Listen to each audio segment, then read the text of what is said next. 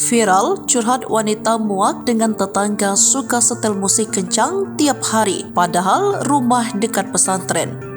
Ini rumah aku, Tengah viral di media sosial, curhat wanita di Bogor muak karena tetangga suka setel musik kencang. Apalagi tetangganya itu menyalahkan musik kencang dari pagi hingga malam. Wanita itu curhat melalui postingan di akun TikTok-nya Sartika Madonna pada Senin 22 April 2024. Warganet pun ramai mengomentari postingannya.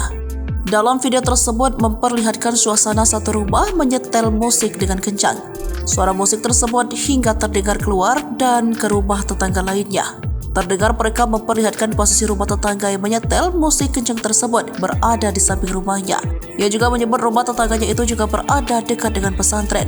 Sumpah ya, kalian punya nggak tetangga kayak gini? Ini yang ngemusik ya rumahnya, ini rumah aku dan di sana pesantren. Papar wanita tersebut mengeluh dikutip tribunjatim.com dari Tribun Jafar. Wanita yang diketahui bernama Sartika itu mengaku tetangganya itu juga masih kerabat dengannya. Ia mengaku sudah menegur tetangganya itu secara baik-baik. Sartika mengaku menegur agar tetangganya itu menurunkan volume musiknya.